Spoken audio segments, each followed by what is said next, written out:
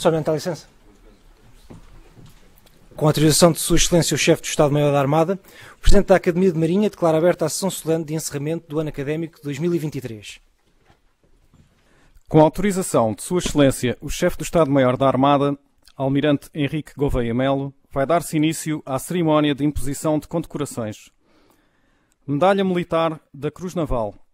A Medalha da Cruz Naval destina-se a galardoar os militares e civis, nacionais ou estrangeiros, que, no âmbito técnico-profissional, revelem elevada competência, extraordinário desempenho e relevantes qualidades pessoais, contribuindo significativamente para a eficiência, prestígio e cumprimento da missão da Marinha. A Medalha da Cruz Naval compreende as classes Primeira Classe, Segunda Classe, Terceira Classe e Quarta Classe. Vai ser condecorado com a Medalha da Cruz Naval Primeira Classe o seguinte académico: Dr. Paulo Judá da Silva Santos. Sua Excelência, o Chefe do Estado-Maior da Armada, vai impor a condecoração.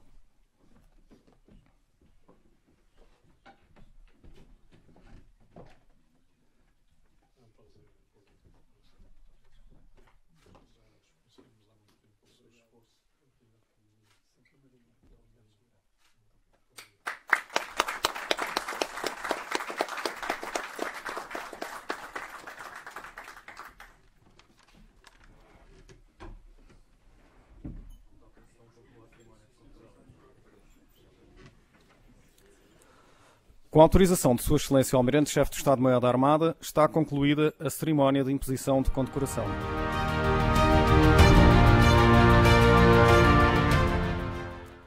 Vai usar da palavra o Presidente da Academia de Marinha. Boa tarde a todos. Sr. Almirante-Chefe do Estado-Maior da Armada e Autoridade Marítima Nacional, saúdo e agradeço a sua disponibilidade para presidir a sessão solene de encerramento do ano académico 2023. Só por si, esta seria uma data grande, assinalando o culminar dos trabalhos do ano, que envolveram 46 sessões académicas, 8 das quais conjuntas com outras academias ou universidades, para além de 2 visitas culturais. Mas também por esta sessão se ter iniciado com o reconhecimento da Marinha ao trabalho dedicado e de elevado valor académico prestado ao longo de 8 anos a esta Academia pelo Dr. Paulo Judá da Silva Santos, como secretário da classe de Artes, Letras e Ciências do seu Conselho Académico. Na sua pessoa, Sr. Almirante, saúde todos os militares presentes. Na pessoa do Sr. Professor José Luís Cardoso, ilustre Presidente da Academia das Ciências de Lisboa, saúdo todos os académicos e investigadores presentes. Senhores convidados, a todos saúdo, agradecendo a vossa presença, que é sempre um forte estímulo para continuarmos a nossa missão. Destaco a presença de aspirantes e cadetes da Escola Naval, garantes da Marinha do Futuro, em apoio claro à obra desta Academia. Muito obrigado, senhores aspirantes e cadetes, pela vossa presença. Hoje temos connosco o Dr. Jaime Nogueira Pinto, politólogo, escritor, empresário e católico assumido, de todos os presentes conhecido, pelo que não fará sentido estar aqui a apresentar o seu rico e vastíssimo currículo. Mas é também um homem bom. Se assim não fosse, não teria aceitado, há apenas 5 dias de distância, assumir ser o palestrante convidado desta sessão solene, solucionando um embaraçoso problema em que a Academia de Marinha se viu envolvida por falta de garantias de se poder cumprir a programação para este dia prevista. Com esta atitude, demonstrou o Dr. Jaime Nogueira Pinto uma grande consideração pela Academia de Marinha, que quer aqui publicamente relevar e agradecer. Muito obrigado, Sr. Doutor. O tema que lhe foi proposto, Portugal e a Nova Ordem Mundial, é atual e desafiante no ambiente de desordem duradoura em que vivemos, em que a única certeza que temos é de que a antiga ordem já não existe. Estou certo que, sem recorrer a uma bola de cristal, o Sr. Doutor nos ajudará a entender como Portugal se irá enquadrar nesta ordem evolutiva e como para ela poderá contribuir. Vamos ouvi-lo. Muito obrigado.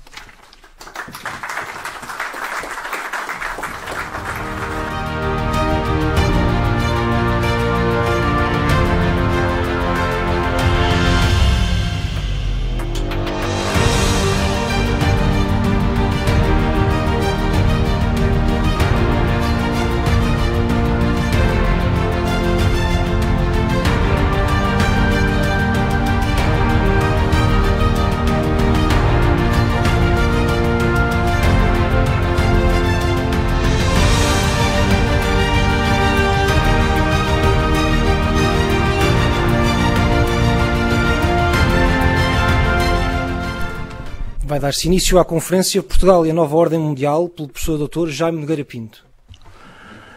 Eu peço desculpa de falar aqui sentado, mas fiz há pouco uma cirurgia às costas e ainda não estou muito bem para estar a falar em pé. Portanto, se me permitem, vou falar sentado. Sr. Almirante, Sr. Diretor da Academia de Marinha, Srs. Almirantes, minhas senhoras e meus senhores. A chamada Ordem Internacional vive um interregno, um tempo incerto e perigoso. Este interregno sucede ao período pós-Guerra Fria, dominado pela Ordem Internacional Liberal, marcada por uma indiscutível e indiscutida hegemonia norte-americana. Como sucedera em anteriores épocas da história, o Estado ou os Estados vencedores da Segunda Guerra Mundial e da Guerra Fria impuseram urbi et orbi não só o seu domínio económico ou social, como as suas concepções ideológicas, as suas instituições e os seus valores políticos.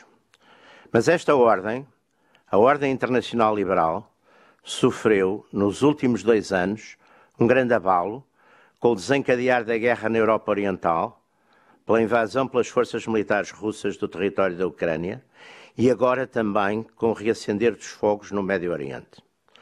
Quanto ao primeiro conflito, há uma nova confrontação de blocos entre os países do espaço setentrional euro-americano e os seus aliados do Pacífico, como o Japão e a Austrália, e a Federação Russa, poder da Eurásia, discretamente apoiada pela República Popular da China.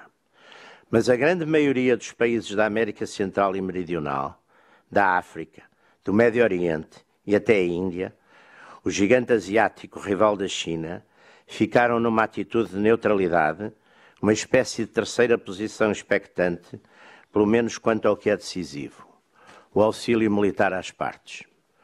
Quanto ao segundo conflito, as linhas de fratura não são bem as mesmas, mas seguem caminhos paralelos.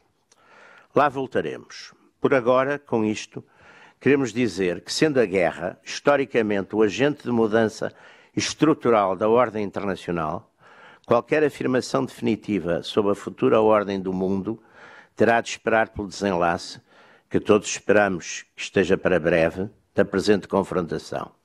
Isto é, por um cessar-fogo e armistício que conduzam à paz. Até porque as armas de destruição maciça, hoje na posse de cerca de uma dezena de Estados, introduziram um novo dado de alta perigosidade e, consequentemente, de dissuasão nas lógicas conflituais. No mundo eurocêntrico do passado histórico próximo e remoto, foram sempre as grandes guerras, as guerras generalizadas, envolvendo as potências principais, que estiveram na base das ordens internacionais que se sucederam. E toda a ordem internacional que nasce de uma guerra geral determina 2 realidades complementares: a repartição do território entre vencedores e vencidos, segundo critérios dos primeiros, e os valores ético-políticos inspiradores da nova ordem, estes também inspirados pelo vencedor. Assim, seguindo-se um século de guerras religiosas, a Guerra dos 30 Anos, 1618-1648, laicizou a política e os conflitos europeus, na medida em que a tolerância religiosa fez com que a diversidade de crenças deixasse de ser então uma razão de guerra entre Estados e dentro dos Estados. Este foi o resultado dos Tratados de Westfália, que introduziram uma nova ordem geopolítica que perdurou por século e meio, até à Revolução Francesa, e determinou o nascimento do direito público europeu e congelou os motivos ideológico-religiosos nas guerras entre Estados. A Revolução de 1789 e a reação das monarquias europeias ao republicanismo francês reintroduziu a ideologia nas causas das guerras internacionais, nas chamadas campanhas da Revolução e do Império. Mas o Congresso de Viena se trouxe um acordo de paz que procurou não punir a França, e um acordo de paz onde a monarquia foi restaurada na França e onde uma paz punitiva poderia ter alimentado a nostalgia napoleónica, não resistiu a instituir uma ordem ideológica baseada nos valores da monarquia e da religião, a Ordem da Santa Aliança. Mas nada ficara igual depois da Revolução. Apesar da derrota da França e dos valores revolucionários, a evolução, a prazo, acabaria por ser para a monarquia constitucional, embora com executivos, onde a coroa mantinha ainda privilégios de autoridade e arbitragem. As 5 potências de então eram a Inglaterra, a França, a Prússia, a Áustria e a Rússia. São estas potências que, em 1914, entraram em conflito geral a partir de um pretexto periférico, o assassinato em Sarajevo do arquiduque Francisco Fernando, herdeiro da monarquia dual austro-húngara. Mas o conflito veio de rivalidades e razões de fundo, como a desconfiança e o medo da Grã-Bretanha perante o rápido desenvolvimento industrial e militar naval da Alemanha unificada de Bismarck. A França queria também tirar a desforra da derrota de 1871 frente à Prússia. Na Rússia tinham fracassado as tentativas de reforma de Stolypin, assassinado por um anarquista, como assassinado por anarquistas fora o czar Alexandre II, o libertador dos servos. Dizia que a Rússia amava a autocracia e eliminava os reformadores. A juntar a todo o resto, as rivalidades imperialistas sobre a Ásia e a África estimulavam os conflitos. O conflito da Grande Guerra acabou por ser resolvido em 2 momentos, por 2 acontecimentos, em certo sentido, fora da Europa. A Revolução de Fevereiro de 1917 na Rússia, com a tomada do poder, em outubro, pelos bolcheviques, que levou à saída da Rússia da guerra com os acordos de Brest-Litovsk, deixando a Alemanha livre da frente oriental. E a decisão do presidente Wilson da intervenção, com a chegada maciça dos norte-americanos à frente ocidental. A derrota e a paz punitiva de Versalhes prepararam, na Alemanha, o terreno fértil para o nacionalismo revanchista e radical que foi o hitlerismo. E o medo do comunismo funcionou por toda a Europa como um motor para o triunfo de forças radicais à direita, como o fascismo italiano, e várias soluções ditatoriais e autoritárias no centro e no leste do continente, entre elas as ditaduras militares espanhola de Primo de Rivera em 1923 e a portuguesa de 1926. A guerra de 1939-45, a Segunda Guerra Mundial, foi uma consequência da Grande Guerra, com uma Alemanha rearmada e determinada a apagar Versalhes no mapa, ao mesmo tempo que promovia uma ideologia e uma política inspiradas nas ideias de pureza e limpeza racial que levariam a grandes massacres e extermínios científicos de populações. Uma coligação liberal, global anti-Hitler, juntando ideologias e estados bem diferentes, saiu vencedora, deixando a Europa dividida entre zonas de influência anglo-saxónicas e soviéticas, que logo entraram em conflito numa guerra indireta, congelada pela chantagem nuclear cruzada. A partilha territorial foi discutida e aprovada entre os representantes dos poderes vencedores em Yalta e em Potsdam. Como consequência da deslocação do grande poder para fora do núcleo duro europeu, para Moscovo e para Washington, os impérios coloniais da Europa desmoronaram-se em 2 décadas. Quanto aos princípios inspiradores da nova ordem, eles viriam a ser consagrados na Carta das Nações Unidas. No entanto, a real partilha do poder traria uma ordem bipolar que levaria Moscovo e Washington a degladiarem-se indiretamente numa longa Guerra Fria em que disputaram territórios e lealdades de terceiros em sucessivos modelos de coexistência na ordem internacional bipolar. Nas versões de rollback, containment e détente. Rollback significava a recuperação de espaços perdidos para o outro, para o inimigo. As vezes que foi tentada pelos ocidentais não correu bem, exceto no Irão.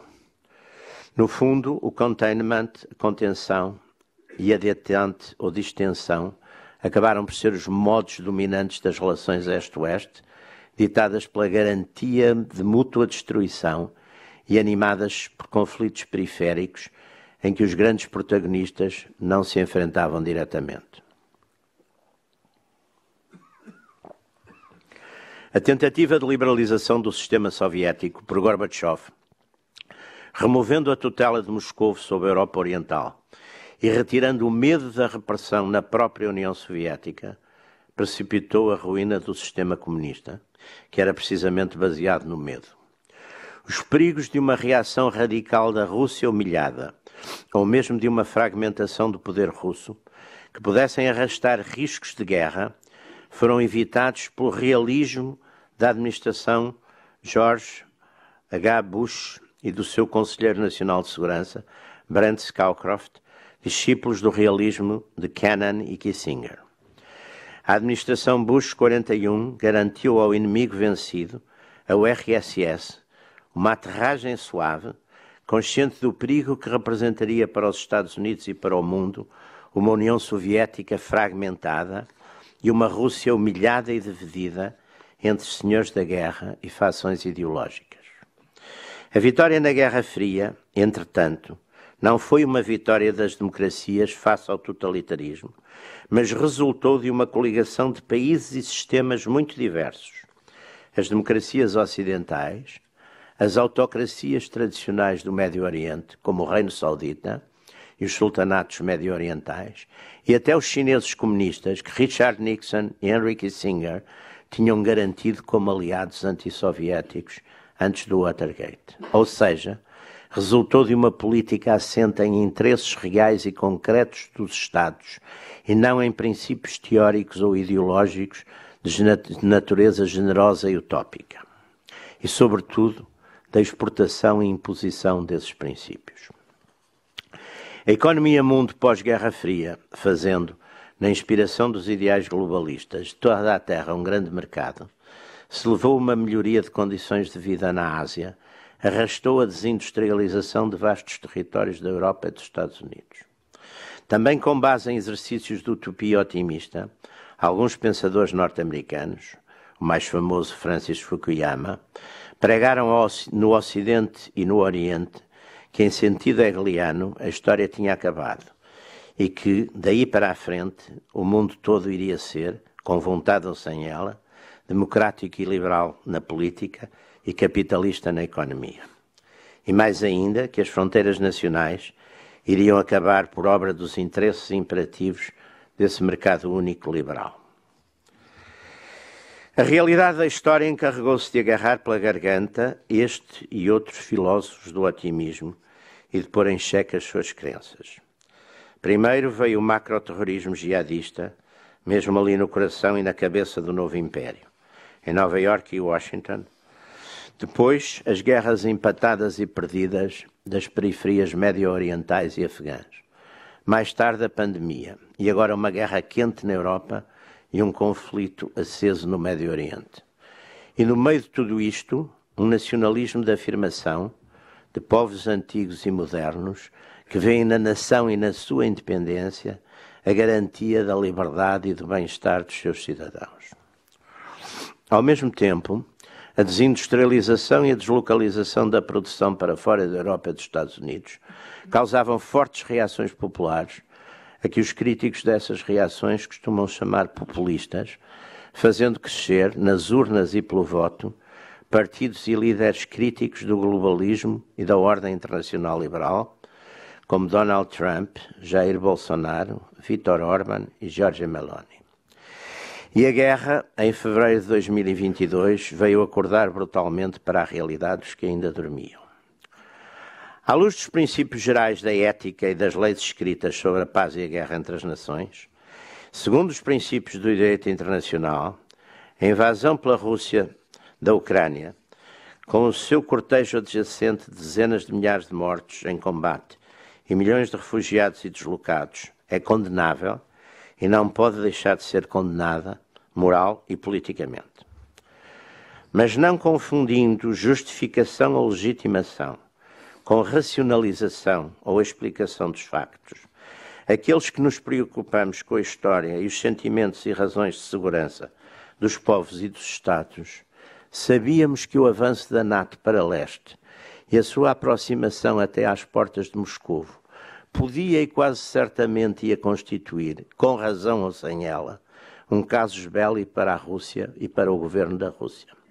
Até porque, se ao longo da sua história secular a Rússia invadiu e conquistou à sua volta, também foi sendo invadida pelos tártaros, pelos polacos, pelos suecos, pelos turcos, pelos franceses, pelos alemães. e de cada vez que foi invadida passou por grandes humilhações e privações. E era patente que em Moscovo, e com o fim do comunismo, deixara de querer dominar o mundo, mantinha a pretensão de ser uma potência da Eurásia e ia sentir como provocação o alargamento da NATO a partir de certos limites. Ilustres americanos como George Kennan, o famoso teorizador de toda a estratégia política da contenção na Guerra Fria, tinham sido claros nesses avisos sobre os efeitos disruptores dos movimentos da NATO para o Oriente. Assim, em entrevista a Thomas Friedman, publicada no New York Times em 1998, há 25 anos, Kennan afirmava: penso que a expansão da NATO é o princípio de uma nova Guerra Fria. Estou convencido de que os russos irão reagir negativamente e que isto irá afetar a política russa. Essa expansão é um erro trágico e, de resto, não havia razão para a fazer. Ninguém estava a ameaçar ninguém. É uma expansão que faria aos nossos Founding Fathers darem voltas no túmulo. Kennan, cuja inteligência e patriotismo ninguém pode pôr em causa, previa o que aconteceu e o que seria de toda a prudência ter pensado que podia acontecer. Mas outros entendimentos e interesses prevaleceram e, a partir de 2014, a situação de segurança e instabilidade deteriorou-se na Ucrânia. Hoje temos uma guerra no terreno que, em muitos aspectos, se assemelha à Grande Guerra de 1914-1918 na Flandres. Longas linhas de confrontação, mais ou menos estáticas. Militares frente a frente, nas margens da terra de ninguém. Duelos de artilharia e mísseis, mas pouco ou nenhuma mudança de posições. Vantagem, claro, para quem está na defensiva. E nenhuma das partes parece ter reservas e recursos para mudar drasticamente da situação com uma ofensiva. Na Grande Guerra, na Flandres, foi assim. 4 anos e vários milhões de mortes depois, a variação máxima das posições foram 80 quilómetros. Também hoje, como há 100 anos, os políticos e as opiniões públicas dos contendores influenciam, quando não ditam, a conduta das operações militares. O maniqueísmo e as respectivas justificações demonizam o adversário. O que nunca, em nenhuma guerra, das muitas que o mundo conheceu, foi de bom conselho e boa política. E hoje, como ontem, não faltam opinion makers, prontos a morrer até ao último ucraniano ou até ao último russo, pela vitória da democracia ou pelo extermínio dos nazis de Kiev. Mas o mapa dos alinhamentos políticos não é o das votações nas Nações Unidas, na medida em que, excluindo os países que dependem diretamente do apoio militar russo, como a Síria de Assad, ou que odeiam visceralmente os americanos, como a Coreia do Norte, ninguém vota ou vai votar ao lado da Rússia. O mapa importante é o que mostra os Estados que apoiam militarmente a Ucrânia, com voluntários, com treino, com material de guerra, ou os que a apoiam financeiramente e com ajuda humanitária, e aqueles que não o fazem. É por aí que se vê o verdadeiro estado do mundo e da ordem do mundo, que não está famoso para os ditos interesses do Ocidente. Foi a ideia da presidência democrática norte-americana de, ao contrário das suas predecessoras da Guerra Fria, introduzir uma cláusula ideológica no conflito, transformando-o num conflito ideológico, the West against the rest, as democracias contra as autocracias. O que é desequilibrado e perigoso. Não foi assim que o Ocidente ganhou a Guerra Fria, ou que a União Soviética a perdeu. É neste quadro que a guerra na Europa Oriental veio juntar-se a 7 de outubro, outra crise e outro conflito de dimensão regional, mas que imediatamente se projeta também na opinião pública e na ordem global. O ataque do Hamas a Israel, um ataque terrorista de uma dimensão sem precedentes. Para além de se tratar de uma agressão inédita pela sua amplitude e características, o ataque veio pôr o governo israelita numa situação de alternativa diabólica. Isto porque não reagir ou reagir dentro de padrões considerados política e militarmente corretos seria uma atitude interpretável como de medo e intolerável para a própria população israelita. Mas reagir de forma intensa em termos de assegurar a neutralização e punição dos atacantes vai pôr à prova o grau de sustentabilidade para os apoiantes de Israel, acima de tudo para os Estados Unidos, das margens de tolerância das opiniões públicas euro-americanas. Porque numa zona densamente povoada como a faixa de Gaza, as populações palestinianas ali localizadas, as famílias com velhos, mulheres, crianças, ficam expostas às bombas dos aviões e aos fogos da artilharia. Enquanto persistir a memória de quem começou e das crianças e civis israelitas que também foram mortos e raptados pelo Hamas, o governo de Tel Aviv terá espaço político para prosseguir as operações militares, aéreas e terrestres para neutralizar e punir o Hamas, apesar dos danos colaterais severos e das vítimas que irá causando entre as populações.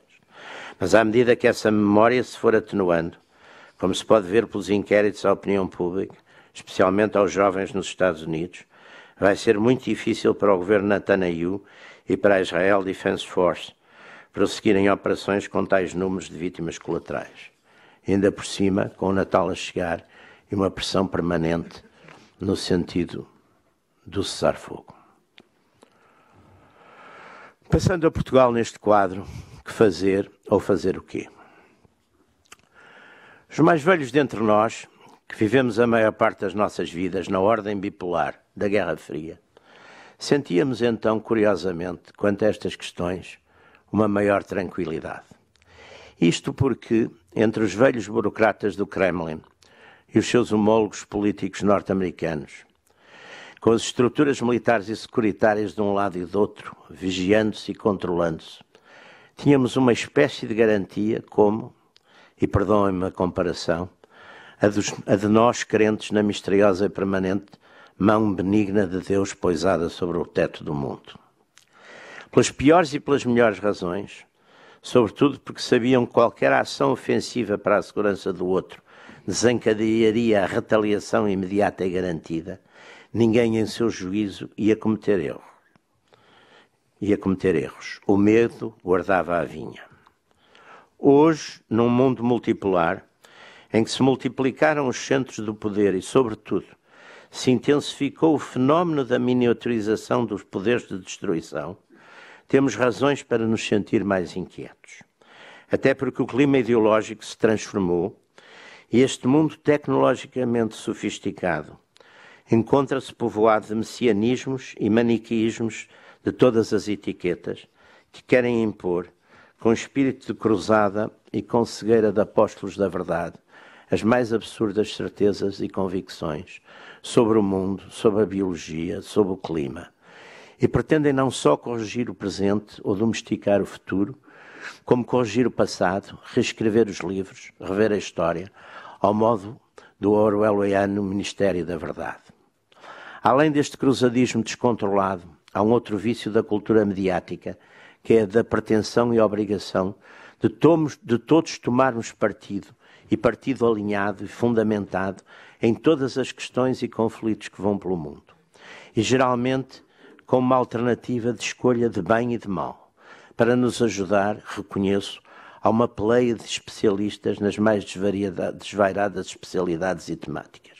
Mesmo assim, talvez não seja necessário ser tão obsessivamente alinhado em tantas coisas e em quase tudo. Até porque esse desperdício de convicção e alinhamento e atenção pode vir a fazer-nos falta para aquilo que afinal nos deve importar, como homens e membros conscientes de uma comunidade, de uma nação, para o núcleo duro das nossas convicções principais e dos nossos deveres, para a nossa religião, para a nossa pátria, para a nossa família. Nós, portugueses de hoje, temos e vamos continuar a ter uma relação ambígua e pouco clara com a nossa história. Digo isto porque muitos de nós, de um setor mais conservador e mais próximo dos valores tradicionais, ao comparar as glórias passadas da expansão à restauração, se sentem alheios e estranhos à pequenez e pouca importância em que estamos hoje, num pequeno país entre 27 de uma Europa que deixou de ser a vanguarda do mundo. E por isso resmungam, desistem e pouco fazem. Outros, digamos que mais progressistas, mais alinhados com as vanguardas académicas e mediáticas, críticas e corretas, rejeitam esse passado e insistem na repetição de uma ladainha autocrítica, retratando essa nossa história como o relato de uma aventura de sangue e de saque, conduzida por chefes mafiosos e sem escrúpulos, aos quais faltava ainda por cima a legitimidade democrática. Esta má relação com a história, o obscurantismo ideológico leva alguns a vê-la ora como uma cruzada desinteressada e filantrópica, em que não havia interesses materiais, ora como um empreendimento de crime organizado colonial e afim, é um dos obstáculos ao entendimento correto do tempo e do modo a seguir para salvaguardarmos a nação, esta nação portuguesa tão antiga e tão singular, que resistiu a tanta mediocridade e a tanta incompetência das suas elites históricas e presentes. Vamos então, com esta reserva e para acabar, olhar a história para a nossa história. O filme Napoleão, de Ridley Scott, tem trazido outra vez para o debate público a figura sempre controversa e fascinante do grande curso. Os exércitos do imperador moviam-se na Europa, da Rússia à Península Ibérica, sem grandes problemas, de vitória em vitória. Campanha militar, batalha decisiva vitoriosa, tratado de paz. Na Europa média, civilizada, os franceses ganhavam sempre. As primeiras dificuldades vieram-lhes daqui, deste polígono ocidental pós-pirenaico, onde, apesar dos pactos entreguistas das elites, o povo espanhol e o povo português, não se renderam. Aqui conheceram as águias imperiais, antes da armadilha da derrota na Rússia, uma resistência que não esperavam. O Marechal Soult, Duque da Dalmácia, comandante em chefe da segunda invasão francesa, assim escreve com realismo e melancolia nas suas memórias. Passo a citar. A minha posição militar teria sido excelente, com forças suficientes, mas estivemos bem longe dos cálculos do imperador, que me tinham dado 15 dias para avançar do Minho até ao Tejo. Desde a minha entrada em Portugal, eu tinha reconhecido o erro em que caíra o imperador quando tinha contado com a submissão do país. Portugal estava armado para a sua independência. Este sentimento era geral e só a força não iria vencê-lo. Era mais fácil exterminar a nação que fazê-la ceder. Era assim preciso recorrer a outros meios para além da força material. E foi essa resistência, inesperada para o imperador e para Soult, que pôs em causa os planos napoleónicos de supressão da nossa independência e de partilha do reino. Muito antes do grande zarolho Kutuzov ter obrigado Napoleão a persegui-lo pelas planícies russas, recusando-lhe a batalha decisiva e obrigando os franceses a uma longa marcha até Moscou, já aqui umas dezenas de milhares de camponeses rústicos, enquadrados por fidalgotes e padres tão rústicos como eles, tinham feito a vida negra aos batalhões das águias imperiais. Uma guerrilha interminável, teimosa, sem fim nem quartel. Uma gente simples e brava, descendente dos peões dos atoleiros, dos combatentes de Aljubarrota, dos marinheiros e soldados das Índias, dos soldados da Restauração. Gente sem medo que havia de voltar à guerra com os mouzinhos, com os paivacolceiros, com os roçadas, com os Gomes da Costa, nas campanhas da ocupação africana, na Grande Guerra e na Flandres. E havia também de aguentar 14 anos de guerras nas últimas campanhas do Império, as que terminaram, vai para meio século, pondo fim à última aventura portuguesa. A Europa e o mundo acham-se num tempo de mudança. A política, o governo dos povos, tem também o horror ao vazio. E quando as forças políticas instaladas, tradicionais, não respondem às necessidades, os povos buscam novas alternativas. Isto incomoda as forças que estão, não poucas vezes, e que não poucas vezes procuram congelar essas alternativas, mas é um exercício fútil. Mas se há nesta história em movimento, entre o conflito da Europa Oriental e do mundo e do Médio Oriente, uma realidade que se imponha, é da importância da nação e da independência nacional. Entre tantos altos e baixos da história, que a memória, às vezes dolorosa, não nos deixa esquecer, é bom que recordemos que, apesar de tudo, a nação e o Estado português sobreviveram a muitos ventos e tempestades da história, a muitas falhas, traições e imbecilidades do poder político.